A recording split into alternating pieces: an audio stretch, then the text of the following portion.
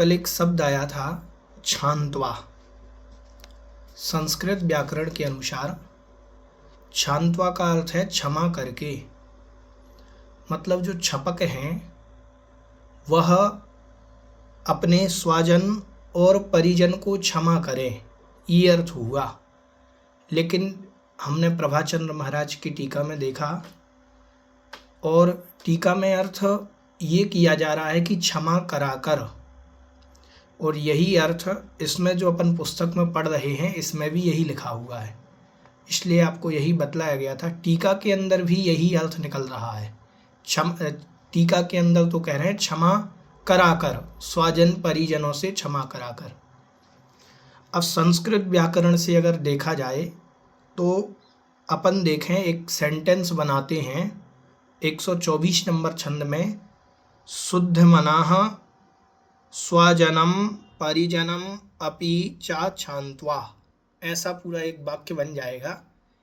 इससे क्या हो जाएगा कि शुद्ध मन वाला, मतलब वह जो क्षपक है, स्वजनम अपने घर वालों को, जो घर में रह रहे हैं एक साथ, उनको, परिजनम अपि च, और परिजनों को, परिजन मतलब परिवार वाले और भी जो लोग हैं उन सबको, क्षांत्वा मतलब क्षमा करके, क्षमयेत मतलब क्षमा याचना करे, पहले तो उन सबको क्षमा कर दे फिर उनसे क्षमा याचना करे।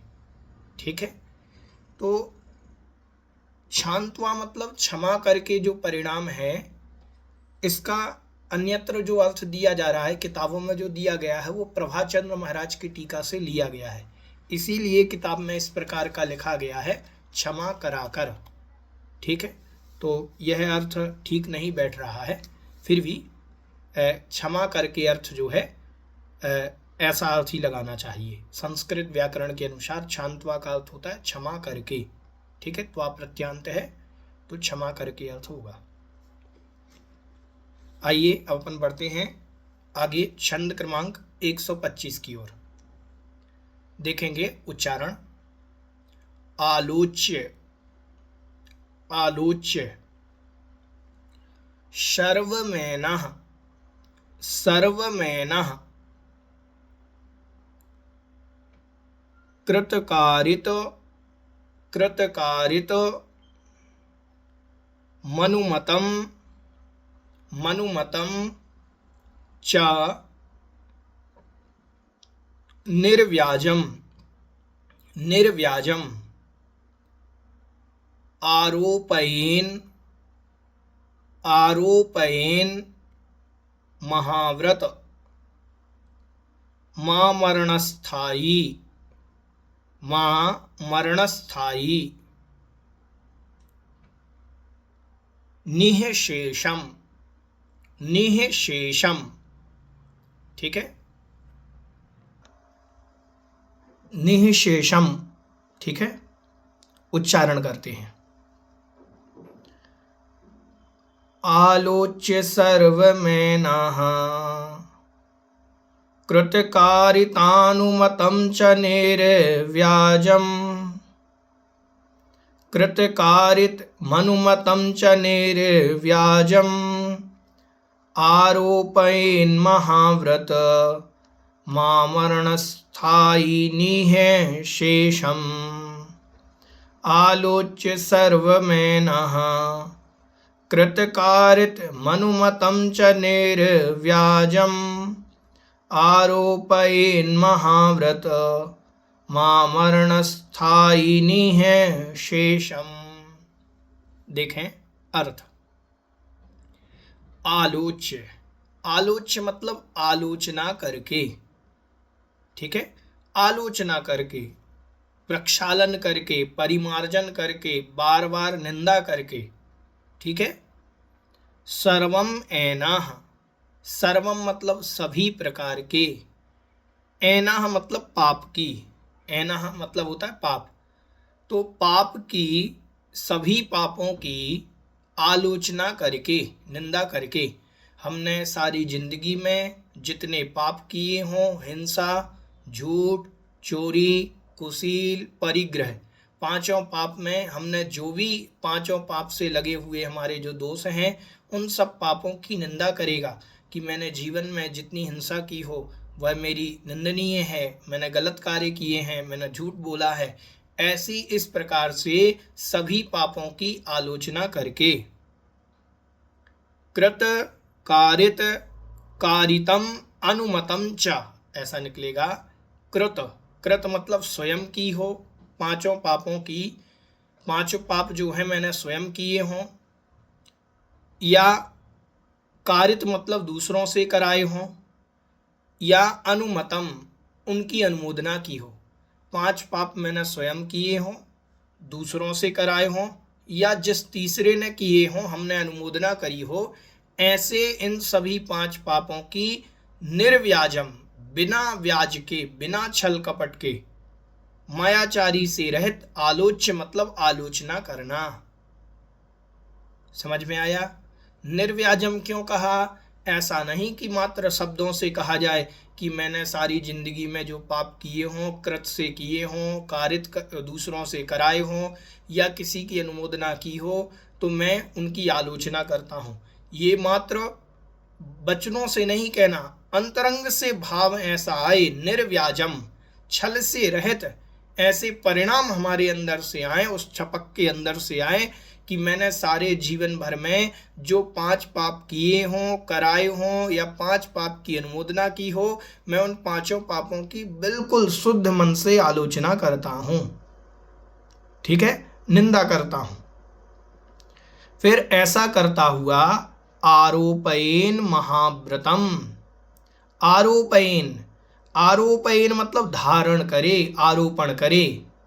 ठीक है, धारण करे। किसको धारण करे? महाव्रतम, महाव्रत को धारण करे। अंतिम समय में पांचों पापों का पूर्ण त्याग करके, पांचों पापों की आलोचना करके, निंदा करके, महाव्रतम आरोपयेन, महाव्रत को धारण करे। कब तक धारण करना? आमरणस्थायी, आमरणस्थायी, आमरण जब तक मरण ना हो जाए तब तक। आमरण स्थायी, आमरण तक मतलब मरण पर्यंत स्थायी रहने वाले, मरण पर्यंत तक रहने वाले महाव्रतों को धारण करे। कितने महाव्रतों को धारण करे? कहा निःशेषम, सभी महाव्रतों को, शेष कुछ ना रह जाए। निःशेष मतलब समस्त, समस्त महाव्रतों को धारण करे। कब तक के लिए धारण करे? अब जब तक मरण ना हो जाए, मरण पर्यंत स्थायी रहने वाले महाव्रतों को धारण करे। समझ में आया? तो अंतिम समय यहाँ पर महाव्रतों को धारण करने की बात कही गई है कि कोई भी छपक जो है, जो संलेखना के लिए उद्यत हुआ है, वह छपक सभी पापों की पहले मन वचन कृत कारित अनुमोदना से जो पाप किए हों उनकी आलोचना करे और निर्व्याज करे। छल कपट ना हो उसमें, वचनों से मात्र ना कहे, अंतरंग से भी ऐसे भाव आए कि हमने सारे जीवन में कितना पाप किया है। समझ में आया? अंतिम समय, जैसे मान लीजिए कभी कोई अंतिम समय आता है हमारा, तो हमें वो सारी चीजें याद आने लगती हैं कि हमने कितना पाप किया है। तो वो पाप स्मरण में आते हैं, हम दुखी होते हैं कि सारी जिंदगी हमने पाप किया है। तो उन पापों को त्यागना है, उनकी आलोचना करनी है, उनकी निंदा करनी है, और आलोचना करने के उपरांत उन पांचों पापों का त्याग करके महाव्रत को धारण करे। अब मैं महाव्रत लेता हूँ, इसीलिए प्रायः कर जितनी संलेखनाएं होती हैं उनको सभी प्रकार के पापों का त्याग करा दिया जाता है। पुरुष हो तो पुरुषों के लिए वस्त्र का भी त्याग करा दिया जाता है, मुनि आदि अवस्था महाव्रतों का आरोपण किया जाता है। ठीक है, और स्त्री हो तो आरिका आदि भी बनाया जाता है। ठीक है, ये बात अपन को ध्यान में रखनी चाहिए। थोड़ा सा एक और विषय अपन को स्पष्ट यहाँ करना चाहिए। पहले कुछ समय पूर्व में आरिकाओं को मतलब महिलाओं को भी जो वस्त्र का त्याग करा देते थे अंतिम समय में, एक कमरे में ही उनको रखा जाता था और उस कमरे से वो बाहर नहीं आती थी। जिनकी संलेखना चल रही होती थी उनको वस्त्र का भी त्याग करा देते थे। जो कि उचित नहीं है, आगम सम्मत नहीं है कि महिलाओं के अंतिम समय भी वस्त्र त्याग नहीं होते, ये आगम का वचन है। ठीक है, इसीलिए पूर्व में कुछ ऐसी गलत परंपराएं प्रारंभ हुई थी, फिर बाद में ऐसा नहीं है। तो आरिका माता जी भी अंतिम समय संलेखना के साथ एक वस्त्र को धारे हुए रहती हैं। तो ये अपन को ध्यान में रखना चाहिए, उनके वस्त्र त्याग नहीं होता। हाँ, महाव्रत का आरोपण होता है, आरिकाएं हैं तो आरिकाएं स्वयं महाव्रती रहती हैं, फिर भी एक बार पुनः महाव्रत आरोपण किए जाते हैं। आपको ये जानकारी के लिए जानना होगा कि अंतिम समय संलेखना के समय पुनः महाव्रतों का आरोपण किया जाता है। कुछ ऐसे नियम होते हैं जो सारी जिंदगी पालना करी और अंतिम समय वो कहें हमें तो जलेबी खाना है और सारी जिंदगी खाई ना हो, तो अंतिम समय ऐसे परिणाम आते हैं व्रतों को तोड़ने के, तो उनको वापस महाव्रत का आरोपण किया जाता है। ये जो लिखा है आरोपेन महाव्रतम, अंतिम समय वापस मुनिराजों के भी महाव्रत का आरोपण किया जाता है। जो निर्यापक होते हैं, निर्यापकाचार्य वो कहलाते हैं, जो संलेखना कराते हैं वो निर्यापकाचार्य कहलाते हैं, और जो संलेखना लेता है वह कहलाता है छपक। तो निर्यापकाचार्य उन पर महाव्रत का आरोपण पुनः करते हैं अंतिम समय में। ठीक है, ऐसा जानना चाहिए। एक बार पूरे छंद का समझ लें कि आलोचना करना सभी पापों की, जो पाप हमने कृत से, कारित से, अनुमोदना से किए हों, छल से रहित उनकी आलोचना करना। मायाचारी से रहित, छल कपट से रहित होकर के हम उन पापों की आलोचना करेंगे, निंदा करेंगे। और आलोचना करने के उपरांत पांचों पापों का त्याग करना है, आरोपण करना है, धारण करना है महाव्रतम, महाव्रतों को। कब तक के लिए? अमरण स्थायी, जो मरण पर्यंत स्थायी बने रहें। अब जब तक हमारी मृत्यु ना हो तब तक वो महाव्रत बने रहें, बड़ी दृढ़ता के साथ उनको स्थायी रूप से रखना है। निःशेषम, समस्त महाव्रतों को अपने जीवन में धारण करना, इस प्रकार से वो छपक की विधि होती है। ठीक है।